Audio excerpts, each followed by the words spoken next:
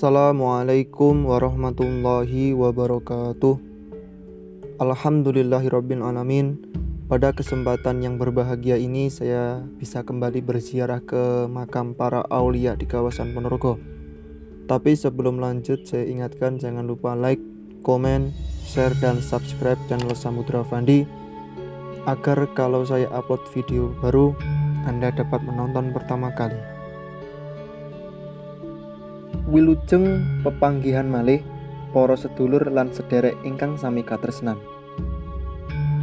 Pada pertemuan ini kita akan berziarah ke makam Eyang Joko Lancur, Eyang Siti Amirah dan Wido yang berada di Dusun Mirah, Desa Nambangrejo, Kecamatan Sukorejo, Kabupaten Ponorogo.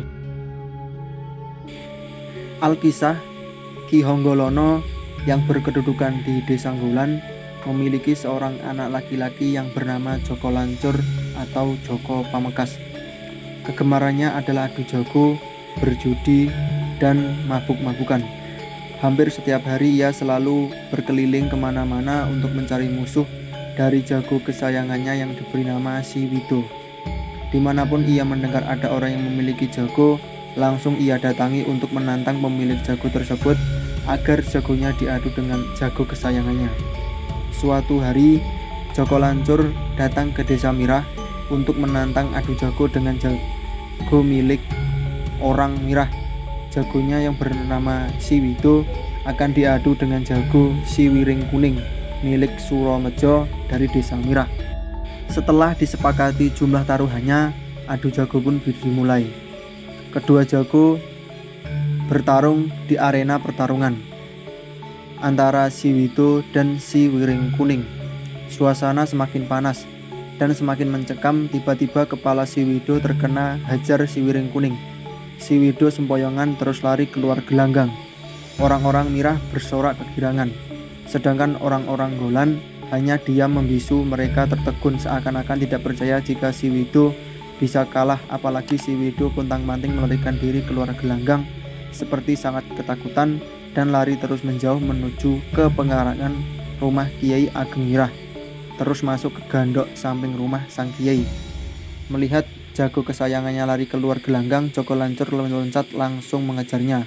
Ia terus mengejarnya sampai ke pekarangan rumah Kiai Ageng Mirah, terus menuju ke gandok samping rumah sang Kiai. Setelah masuk ke rumah gandok, Joko Lancur berhenti seketika karena di gandok itu ada seorang gadis cantik yang tidak lain adalah Siti Amirah, putri Kiai Ageng Mirah yang sedang membatik. Jaka Lancur yang tadinya mengejar jagonya menjadi lupa setelah ia melihat kecantikan Siti Amirah.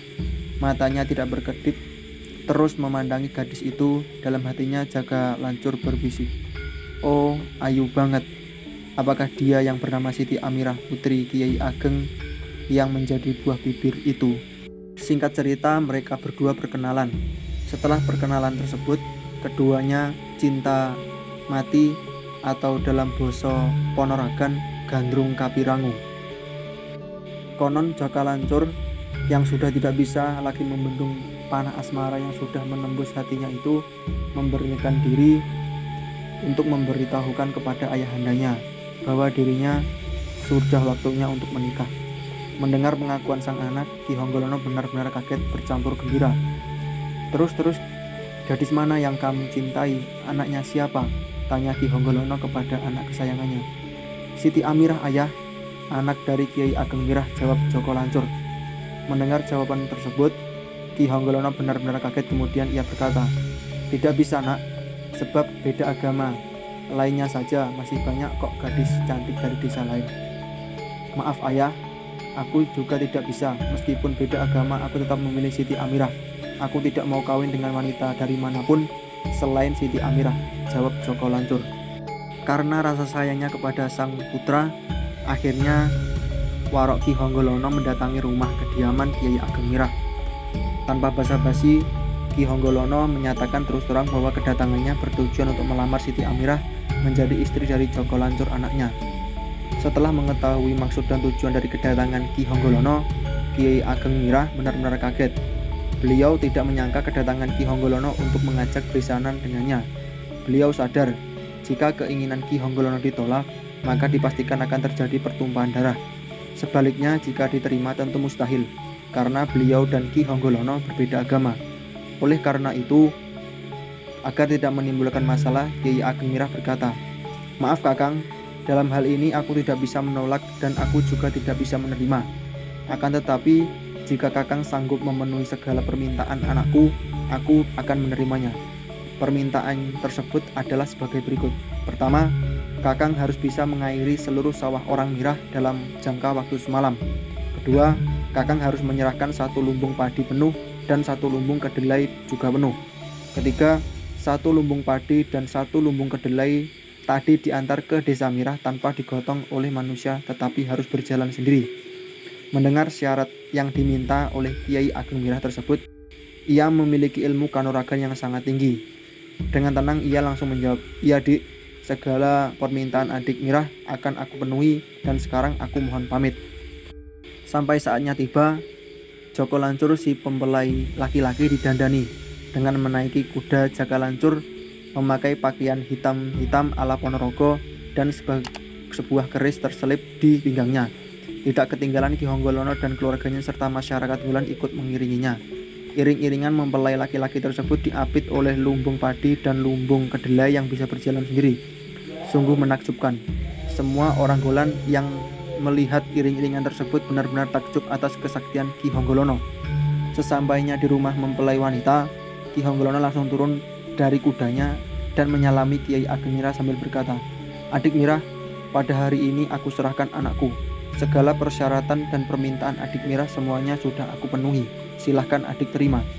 Dengan penuh rasa percaya diri, Kiai Ageng Mirah tidak langsung menerima semua persyaratan yang telah dibawa oleh Ki Honggolono. Beliau tahu bahwa semuanya hanya sulapan ilmu sihir, ilmunya jin dan syaitan. Insya Allah masih kalah dengan ilmu yang hak, ilmu ketuhanan, ilmunya Allah Subhanahu wa Ta'ala. Setelah berdoa memohon petunjuk kepada Allah, beliau berkata, "Kakang, aku akui semua persyaratan Kakang sudah penuhi. Tapi maaf Kakang, aku tidak bisa menerimanya dan kumohon Kakang jangan sampai sakit hati. Karena isi lumbung itu bukan padi dan kedelai. Kalau tidak percaya silahkan Kakang lihat sendiri."